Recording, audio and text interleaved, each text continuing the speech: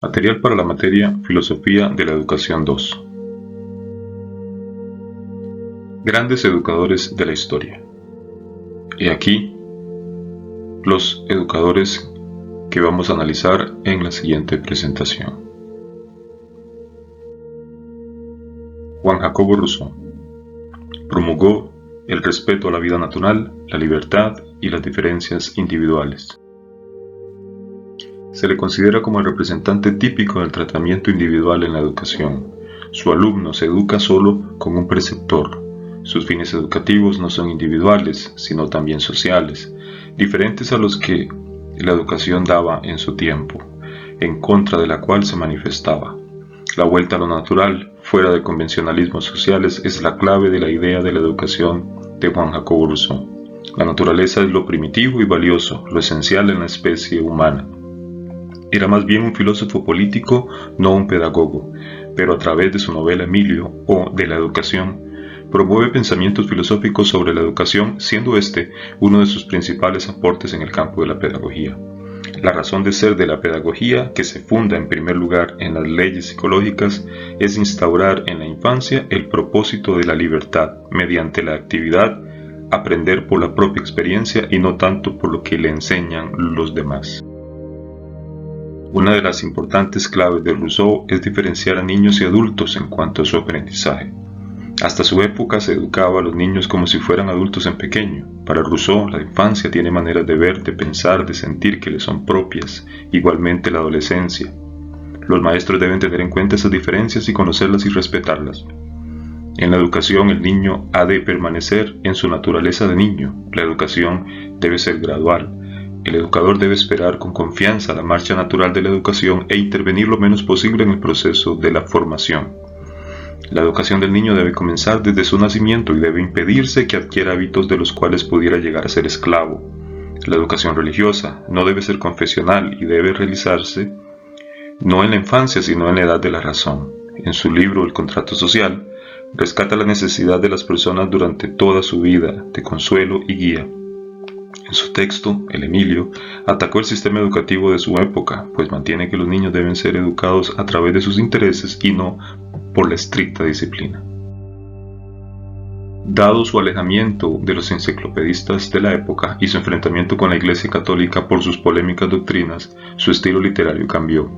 Sus obras autobiográficas dieron un vuelco fundamental en la literatura europea, a tal punto que es considerado uno de los precursores del romanticismo. Las obras suyas que más influyeron en su época fueron Julia, o la Nueva Eloísa, y Emilio, o de la educación, ya que transformaron las ideas sobre la familia. Otras obras muy importantes son El contrato social y El discurso sobre el origen de la desigualdad entre los hombres. El contrato social fue el manual de los doctrinarios de la Revolución Francesa. Emilio, o de la educación, expone la teoría de la pedagogía, donde se deben respetar los buenos instintos naturales del ser humano, guiando su libre desarrollo de la manera menos artificial posible. Johann Heinrich Pestalozzi. Este pedagogo defendía la individualidad del niño y la necesidad de los maestros de que fueran preparados para lograr un desarrollo integral del estudiante más que para implantar los conocimientos, donde el maestro tiene una confianza muy grande en las capacidades del infante. Algunos principios pedagógicos que aportó Pestalozzi. La naturalidad en el proceso pedagógico, principio que se deriva de la necesidad de la libertad en la educación del niño. Es necesario que el niño esté libre para que pueda actuar y pensar a su modo en contacto con todo lo que le rodea. La educación elemental se debe implementar a partir de la observación de la experiencia y el interés de las actividades educativas. No enseñar nada que los niños no puedan ver. Finalmente se trata los aportes de Pestalozzi a la educación actual. Johann Henry Pestalozzi fue un hombre de gran importancia para la pedagogía moderna que fijó muchas de las bases de la educación de nuestros tiempos. Fue un pedagogo suizo, uno de los primeros pensadores que podemos denominar como un pedagogo en el sentido moderno del término, pues ya había pedagogos desde la época de los griegos, pero él fue un verdadero reformador de la pedagogía tradicional y dirigió su labor hacia la educación popular. Su padre era cirujano de profesión, pero murió cuando Pestalozzi era muy pequeño, de modo que creció con su madre. Se caracterizó por ser un niño desobediente, desordenado y con pocos logros escolares en su niñez. Su método se basa en observar, medir, dibujar, escribir y así en enseñar a distinguir las formas de cada objeto. Se enseña a describir o a darse cuenta de sus percepciones, siempre a partir de las cosas simples a lo más difícil. Pestalozzi promulgó la importancia del juego en el proceso pedagógico del niño, pero hacía un llamado de atención con relación al libertinaje en el juego, para que los niños no se fuesen a lastimar. Este pedagogo defendía la individualidad del niño y la necesidad que los maestros fueran preparados para lograr un desarrollo integral del alumno más que para implantar los conocimientos. El maestro tiene confianza grande en las capacidades del niño. Algunos principios pedagógicos que aportó Pestalozzi fue el de la naturalidad en el proceso pedagógico, principio que se deriva de la necesidad de la libertad en la educación del niño. Entonces es necesario que esté libre para que pueda actuar y pensar a su modo en contacto con todo lo que le rodea. La educación elemental se debe dar a partir de la observación de la experiencia y el interés de las actividades educativas y no enseñar nada que los niños no puedan ver. Acuñó grandes frases aún vigentes.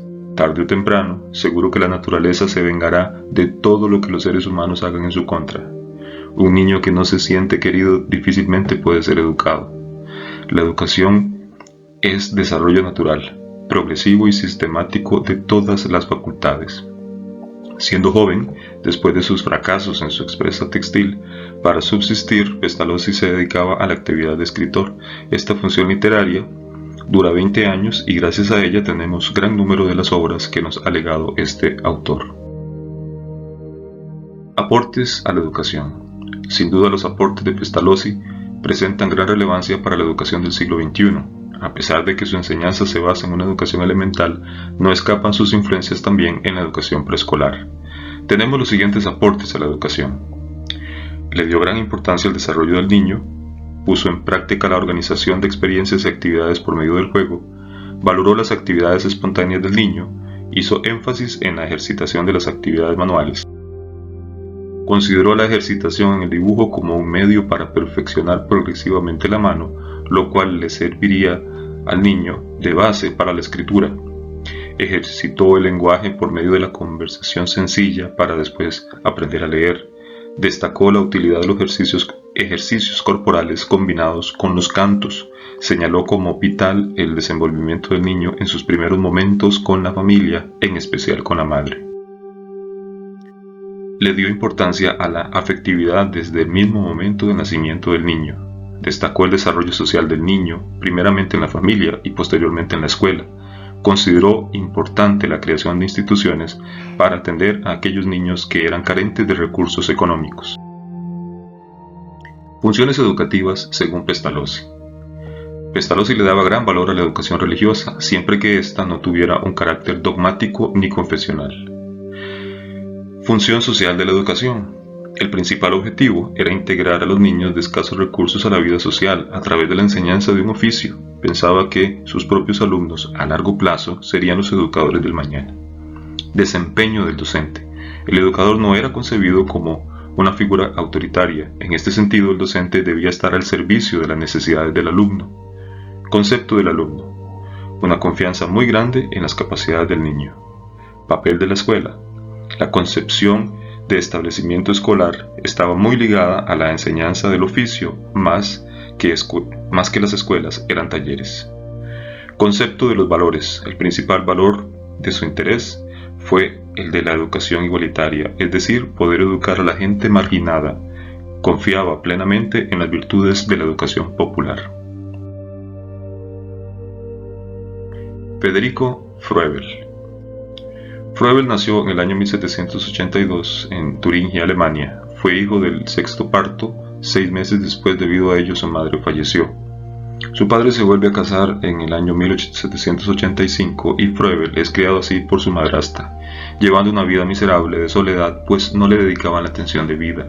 Se desenvolvía solo, ya que su padre lo consideraba como un pillo de escasas capacidades intelectuales. Debido a ello, fue obligado a asistir a los oficios religiosos. Toda su infancia fue marcada por la pérdida de su madre y la obligación que tuvo hacia la fe cristiana, pero luego su vida cambiará con sus próximos estudios en la pedagogía. Luego de haber pasado por una dura infancia, Froebel no es un educador por iniciativa propia, sino que con los años llega a su verdadera profesión y mientras ese tiempo llegaba, su padre lo designó a ejercer un oficio. empezó a estudiar agrimensura como aprendiz en una primera instancia. La propuesta pedagógica de Froebel. Para Froebel, la educación comienza en la niñez y es ahí donde recalca la importancia del juego en el niño, porque a través de ello, el niño se introduce en el mundo de la cultura, de la sociedad, la creatividad y el servicio a los demás. La educación se debe dar en un ambiente de amor y libertad. A todo ello Froebel le denominó educación integral y se basaba en estos pensamientos debido a su profundo espíritu religioso, el cual quería manifestar al exterior lo que ocurría en su interior.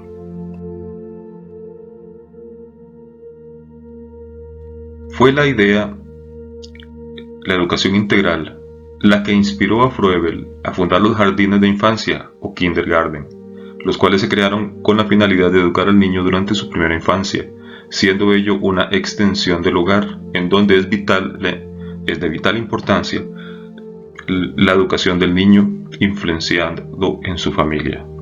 Con respecto a la familia, Froebel creyó que los padres proporcionaban la influencia educativa más constante de la vida del niño, ya que desde niño, las primeras experiencias educativas ocurrían dentro de la unidad de la familia. El maestro debe encarnar el ideal de vida que propone esta pedagogía, es decir, la determinación de un ideal de vida que el profesor debe presentar como modelo a seguir. Para Froebel es el modelo de Jesucristo. El educador debe conocer los diversos grados de desarrollo del ser humano para realizar con éxito su tarea. Todo lo que rodea al niño debe serle presentado de manera precisa y clara. Empléense siempre expresiones exactas, frases simples y claras para designar al niño las condiciones de espacio y de tiempo y de todas las propiedades peculiares al objeto que se le quiera dar a conocer. Aportes fundamentales de Froebel a la educación. Número 1. La educación debe favorecer el desarrollo integral del niño desde la más tierna edad, para lo que debe existir un nivel preescolar. 2. La educación debe dirigirse a favorecer y no a contrariar las inclinaciones naturales del niño, las cuales serían 4. El movimiento significa no impedir los movimientos, lo cual se hacía en aquella época, y favorecer las actividades lúdicas. El juego es lo que en el adulto es el trabajo y el ejercicio. Apalpar los objetos materiales. Reconoce Froebel que el tacto es otro medio perceptivo capaz de entregar conocimiento al niño y se aconseja que aprenda, por ejemplo, a reconocer las formas geométricas por el tacto y no solamente por la vista. También señala que en un orden evolutivo de desarrollo infantil es el medio que más temprano aparece. A despedazar objetos, porque desea el niño conocer el mundo y el cómo están hechos los objetos. Pasa del todo a las partes y de ahí vuelve a integrarlas en un todo. Aconseja, a modo ejemplar, dividir en trozos las figuras geométricas para que el niño jugando reúna los trozos en un todo con sentido. A cuidar algo. A través del sentido de la propiedad, el niño aprende a respetar los objetos y posesiones de los demás. Por ejemplo, se le enseña a guardar sus cosas en su propio cajón y respetará el de los otros niños. Se le incita a ordenar y a nunca poner sus manos en la propiedad ajena. El concepto de escuela nueva. ¿Qué es la escuela nueva? El término escuela nueva se refiere a todo un conjunto de principios que surgen a finales del siglo XIX y se consolidan en el primer tercio del siglo XX como alternativa a la enseñanza tradicional. ¿Cómo se fundó la escuela nueva? La escuela nueva se apoyó en las teorías naturalistas de Rousseau y en la experiencia práctica de Pestalozzi para diseñar un acabado plan de formación aplicado a la educación parvulista, es decir, a la educación preescolar en el caso de Pestalozzi. También se nutren las ideas de Froebel, quien se muestra contrario a la división artificial por materias y diseña un método integral de enseñanza-aprendizaje más relacionado con la realidad de las cosas. La pedagogía para Herbart, Juan Federico Herbart. La pedagogía muestra los fines de la educación, la psicología, el camino, los medios y los obstáculos. La virtud es el nombre que se adapta al objetivo pedagógico en su totalidad. Juan Federico Herbart es un filósofo y pedagogo alemán. Visitó las escuelas de Pestalozzi en Burgdorf y se entabla entre ambos una relación que dejará huellas en la obra herbartiana. La figura de Herbart presenta un relieve muy especial por su actitud francamente realista y en un momento en que alcanza pleno auge el idealismo alemán. Tiene una postura serena, equilibrada, racional, tan opuesta al romanticismo reinante que Ortega y Gasset lo ubica como pensador de la Ilustración. En cierto sentido puede afirmarse que su pedagogía, la de Herbart, es una expresión coherente con el optimismo intelectualista de la época de las luces. Herbart plantea que el sistema filosófico se deriva de un análisis de la experiencia e integra la lógica y la metafísica y la estética como elementos coordinados de la educación. Realizó aportes de carácter finalista, como es el concepto cardinal de la instrucción, que establece que la educación no es un medio de aprendizaje, sino más bien el fin de este. Una educación digna del nombre es aquella que promueve ricos y profundos intereses más bien que conocimientos específicos. El interés debe hacer nacer de sí otro interés. Lo aprendido se disipará, pero el interés persistirá para toda la vida, decía Herbart. Sobresale además el interés de Herbart por la enseñanza clásica, la cual deseaba que se enriqueciera desde el punto de vista matemático-científico en obediencia a su principio de la expansión multilateral de los intereses. Dicha expansión debe ser gradual, sólida y disciplinada, como lo que es posible realizar en una escuela secundaria libre de preocupaciones utilitarias, de modo de construir al mismo tiempo el patrimonio intelectual y el carácter del educando que, según el principio de la instrucción educativa, son virtualmente coincidentes. Herbart formuló que la educación no se basa solo en la instrucción, sino también en el gobierno y la disciplina. Pero el aspecto de la didáctica herbartiana que más se desarrolló y difundió es el de los grados formales de la instrucción. Herbart plantea una teoría pedagógica como un sistema independiente, aunque es posible todavía ver en ella algunos restos de principios filosóficos y psicológicos. Plantea que el saber orienta la actividad infantil cuando logra captar los intereses de los niños.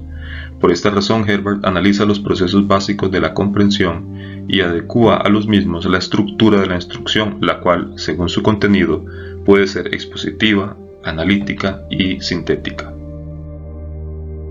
El pedagogo Herbart se eleva de los elementos empíricos e intuiciones dispersas hasta los conceptos y la sistematización lógica. Establece por primera vez la posibilidad de un planteamiento del problema de la educación a nivel científico.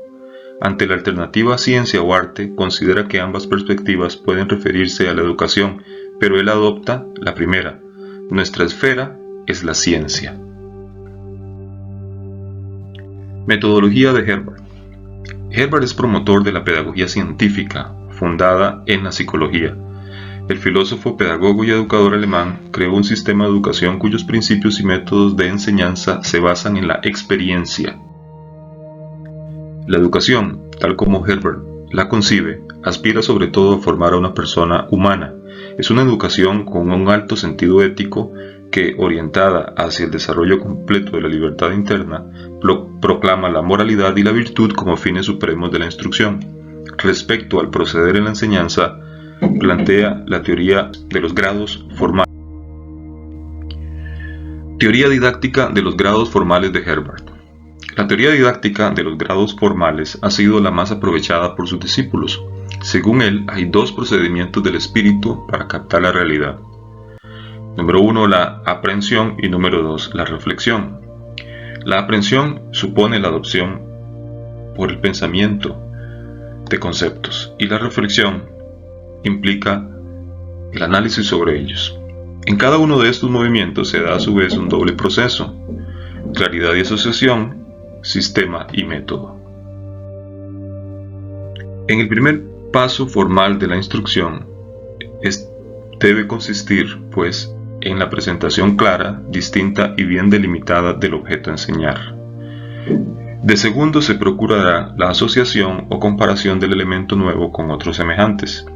En tercer lugar, se da la sistematización, lo estructura en relación con un todo orgánico, y finalmente el cuarto elemento es el método de aplicación, que consiste en utilizar lo aprendido y establecer conexión con la práctica en todas las formas posibles, elaboraciones originales, resolución de problemas, etc. Carlos Marx, filósofo, co-creador del socialismo.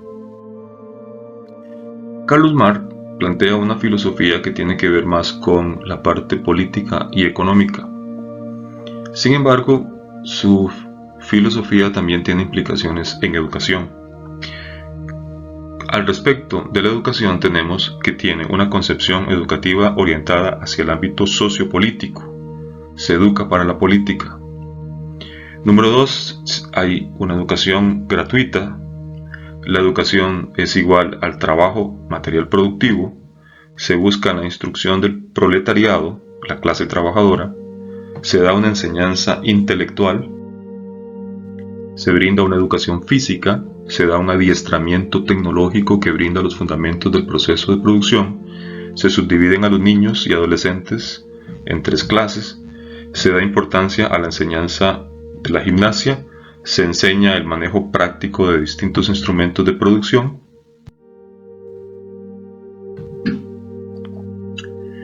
Otro autor, también socialista, es Anton Semyonovich Makarenko. Tiene una frase que dice: la educación no está al servicio de la individualidad, sino pensada para la colectividad. La persona está al servicio del bien común. Para él, la educación grupal debe ser utilizada para mejorar la disciplina. Makarenko plantea que el niño solo puede ser feliz en un ambiente social donde pueda afirmar sus iniciativas y su espíritu de sociabilidad, pedagogía de la colectividad. La enseñanza para él debe ser politécnica. La disciplina es un resultado de la educación. Makarenko indica que el trabajo en grupo es una forma para adquirir educación y para mejorar la disciplina.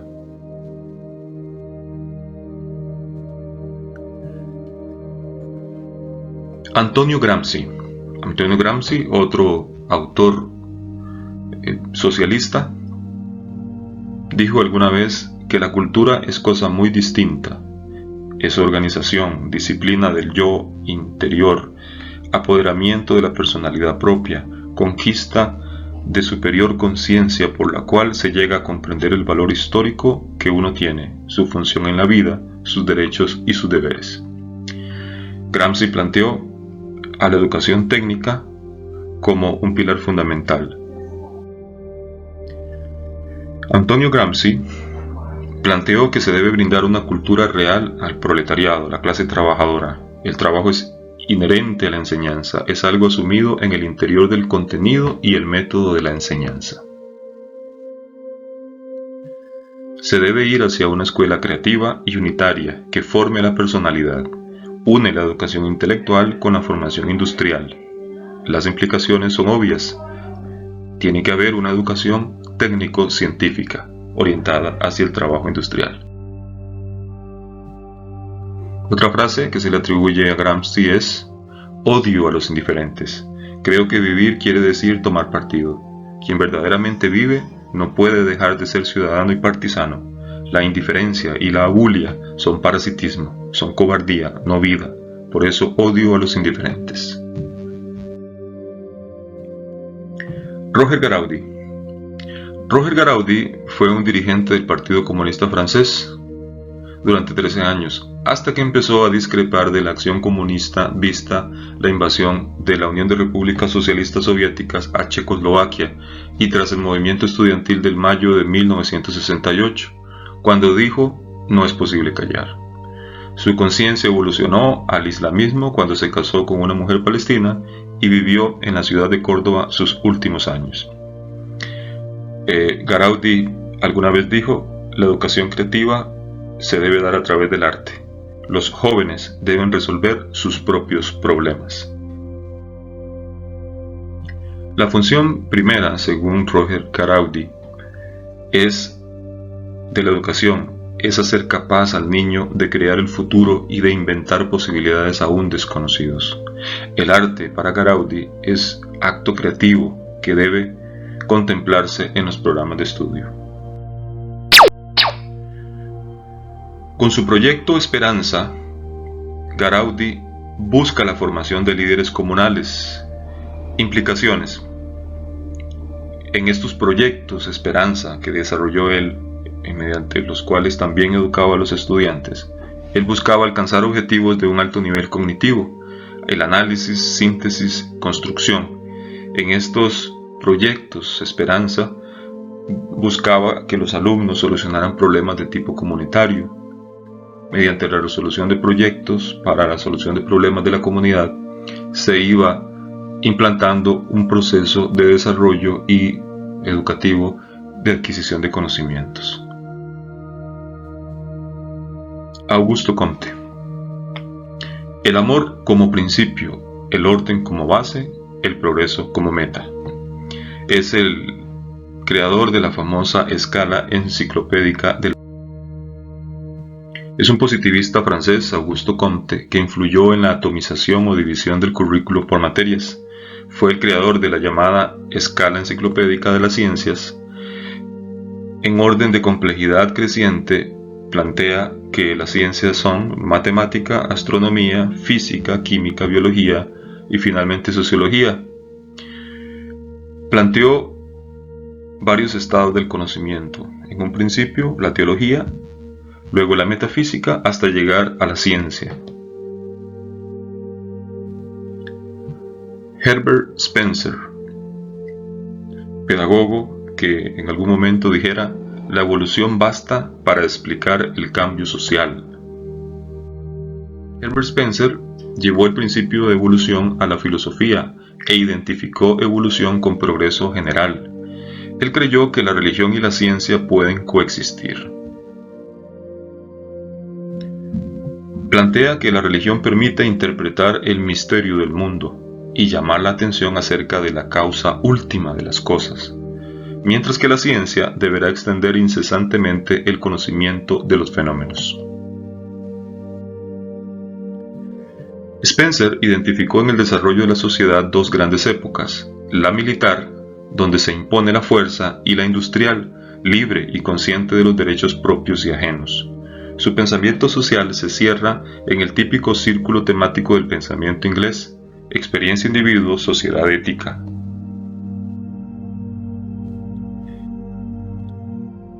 Herbert Spencer también es una figura controversial en la historia de la humanidad. Para Spencer, la sociedad funcionaba de forma similar a un ser biológico. Así, justificaba el dominio de los pueblos y razas superiores, decía él, abogando por la desaparición de los más débiles. De este modo, las políticas imperialistas y el racismo contaban, a partir de ese momento, con un sustento teórico. En definitiva, los más fuertes debían imponerse en la lucha por la supervivencia, cuyo objetivo debía ser evitar la degradación y degeneración de la sociedad. De lo contrario, si los débiles o menos capaces superaban en número a los mejor dotados, física e intelectualmente, el país corría el riesgo de decaer. Obviamente, estas ideas añejas hoy son absolutamente detestables.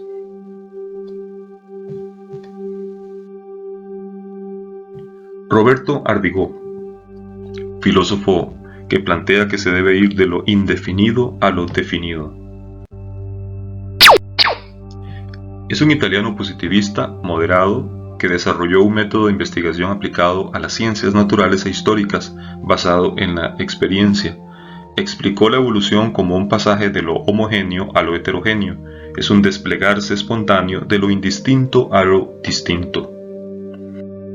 Ardigó planteó que el indistinto originario es una unidad psicofísica que se revela en el acto primario y elemental de la sensación, entendida como la nebulosa, a partir de la cual se forma y organiza por un lado la psique y el mismo pensamiento consciente y lógico, y por el otro el mundo externo. Ardigó planteó que al venir de lo indistinto no se trata de lo incognoscible spenceriano, sino de lo desconocido, porque aún no lo conocemos. El conocimiento se adquiere mediante un proceso natural que implica un pasaje gradual de lo indistinto a lo distinto. La apercepción vaga de un objeto, dada inciertamente al principio por el sentido, es reforzada poco a poco y de más en más con particularidades distintas que la completan y que se deben a nuevas percepciones agregadas a las precedentes, cuyo producto por asociaciones integrales fue fijándose entre las mismas representaciones indeterminadas anteriores con las cuales tenían una relación. También así debe procederse en la enseñanza. Una ciencia, por ejemplo, no puede hacerse conocer útilmente toda de una vez. Para que sean claros y adecuados, es necesario que la ciencia sea expuesta toda y muchas veces desde el principio, pero con progresiones en cada una de las cuales haya plenitud de contenido. La primera vez, el cuadro general de los puntos culminantes de la ciencia, después agregando sobre cada punto las especialidades principales.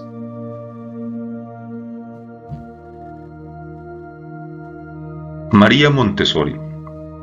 María Montessori, la observamos aquí, una famosa pedagoga italiana, rodeada de alumnos. En 1907, María Montessori presentó un método para la educación preescolar que defendía el desarrollo de la iniciativa y de la autoconfianza en el niño. En todo el mundo hay escuelas actualmente que siguen su método de enseñanza. Para María Montessori era importantísima la educación individual, la atención individual de los niños, darles libertad y hacerlos autorresponsables.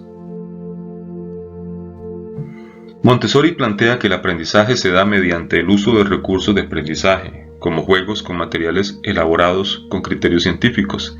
Ella da importancia al silencio como manifestación de concentración.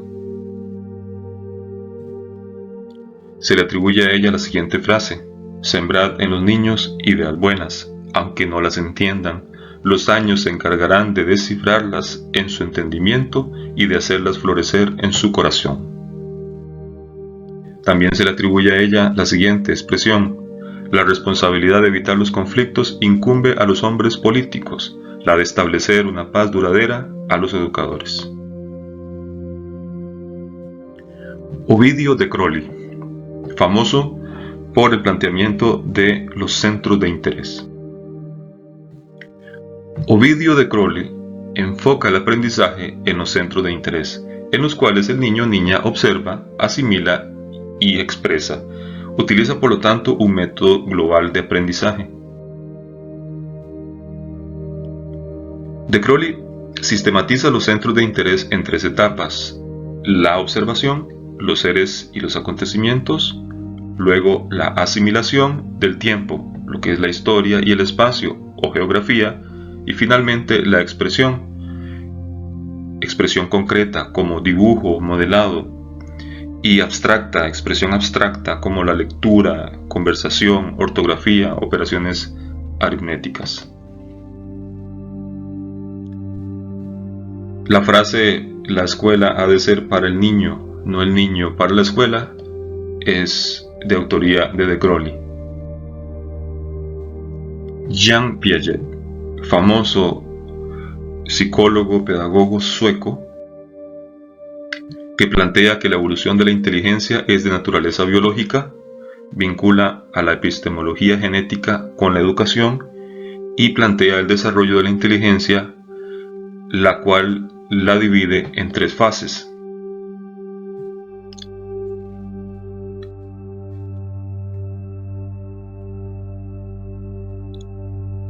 Dentro de estas fases,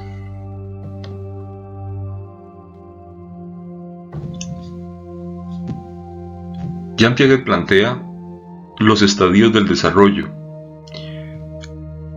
Jan Piaget plantea 4 estadios del desarrollo: un periodo sensorio-motor de 0 a 2 años, un periodo preoperacional de 2 a 6 años, un periodo de operaciones concretas de 7 a 11 años y finalmente un periodo de operaciones formales de más de 12 años.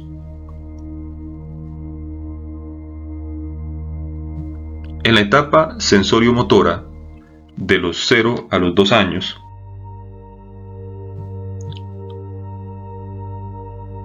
es característico que el niño utilice los sentidos y las aptitudes motoras para entender el mundo. No hay un pensamiento conceptual o reflexivo. El objeto es, entre comillas, conocido en términos de lo que el niño puede hacerle al objeto. Las principales adquisiciones. De los 0 a los 2 años, el niño aprende que un objeto todavía existe cuando no está a la vista, es decir, la permanencia del objeto, y empieza a pensar utilizando acciones tanto mentales como físicas. En el periodo 2, en la etapa preoperacional de los 2 a los 7 años,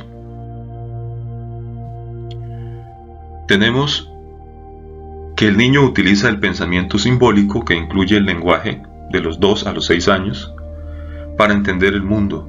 A veces el pensamiento del niño es egocéntrico, que hace que el niño entienda el mundo desde una única perspectiva, la suya.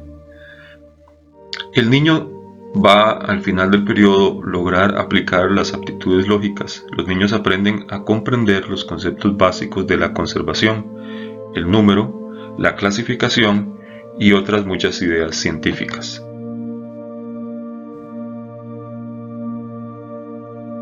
En la etapa de las operaciones concretas, de los 7 a los 11 años,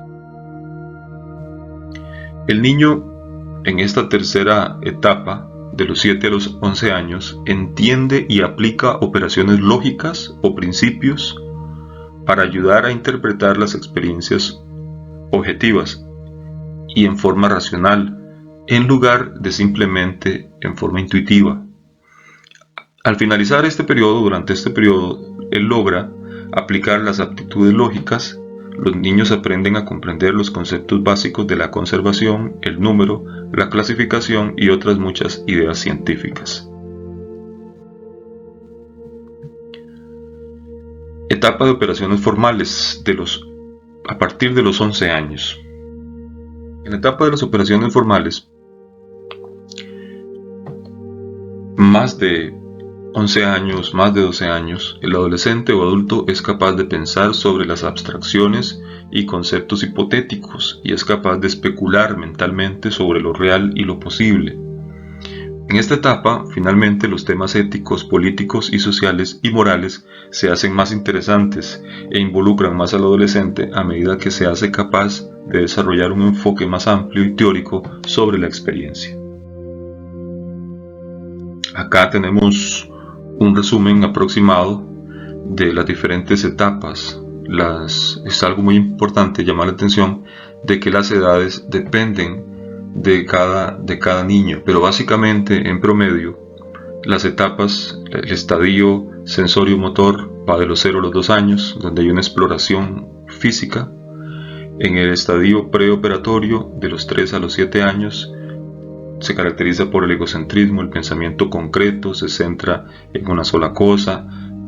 Hay problemas para distinguir entre la fantasía y la realidad.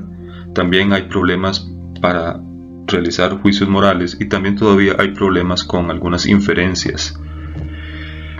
En el estadio de las operaciones concretas, de los 8 a los 12 años, hay simpatía por otros, atención descentrada en sí mismo.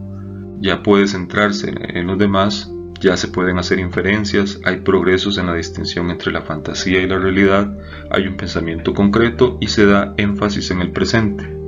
Finalmente, en el estadio de las operaciones formales, después de los 12 años, 13, 17 años más o menos, ya se da un énfasis en el futuro, hay una comprensión de probabilidad y hay un razonamiento hipotético. La inteligencia es adaptación. Jean Piaget relaciona la inteligencia con la adaptación, la cual se divide en asimilación y acomodación. Asimilación es cuando los objetos se incorporan a esquemas mentales, y la acomodación se da cuando lo asimilado se conforma en el intelecto de conformidad con la influencia que ejerce el medio sobre el sujeto. William James. James es un pragmático que indica que el universo es pluralista. La realidad es un pluralismo donde actúan una multiplicidad de individuos de fuerzas independientes con posibilidad de una acción libre y creadora. Está en contra del... James plantea que en ese multiverso, donde la salvación es probable, no existe Dios como un absoluto perfecto del monismo, sino como un ser finito que necesita de la colaboración de los seres humanos para realizar sus proyectos. James indica que la enseñanza no es ciencia de la mente del discípulo, sino sobre todo capacidad concreta de inspirar una curiosidad ardiente y un gran interés hacia lo que se está enseñando. Es saber colocarse en la posición del niño, tener tacto para resolver situaciones concretas, capacidad de pronunciar la palabra adecuada en el momento oportuno,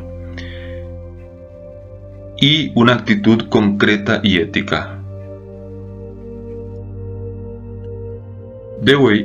John Dewey. John Dewey es un pragmático que influyó mucho en la educación costarricense. Trató de lograr una filosofía que se vinculara con su época, con la moral, la sociedad y los problemas políticos de entonces, y que pudiera ofrecer inspiraciones y soluciones al mundo contemporáneo. Para Dewey, el conocimiento es acción, porque nosotros no vivimos en un mundo terminado, sino en un mundo que se está haciendo. Identifica el conocimiento con el indicio de un comportamiento nuevo. Se evalúan los nuevos comportamientos adquiridos, es decir, plantea que deben haber objetivos operacionales. Para Dewey, la razón es la inteligencia experimental. En cuanto a la ética, los valores morales deben ser instrumentos para el desarrollo de mejores condiciones para el ser humano y la sociedad. Utiliza el término de reconstrucción de la experiencia para lograr el aprendizaje. Dewey plantea que la educación y la sociedad van de la mano. La educación se brinda en la escuela, que es una sociedad. La educación significa reconstrucción y reorganización de la experiencia, que le da sentido a la experiencia presente y que aumenta la capacidad para dirigir el curso de la siguiente experiencia. Se debe educar para la democracia. La filosofía pragmática e instrumentalista se traduce en el plano pedagógico en el activismo. Hablando de democracia, precisamente es a través de la vivencia de la democracia como se aprende a vivir en una democracia. De ahí que John Dewey es famoso por haber instaurado el proceso de elecciones estudiantiles en los Estados Unidos de Norteamérica y las famosas Scientific Fairs o ferias científicas. Dos elementos muy importantes también que fueron trasplantados al sistema educativo costarricense. Para John Dewey, el interés es el único impulso que no necesita de estímulo externo. Existe en el niño un comportamiento lógico natural que con una educación intelectual auténtica se vería afinada y disciplinada. La escuela es un proceso de vida, una vida real. La escuela debe ayudar a trascender el ambiente nativo del individuo, y para Dewey el trabajo será el centro de interés. Por ejemplo, los proyectos científicos, los proyectos industriales, artesanales, todo aquel proyecto que esté vinculado con productos determinados.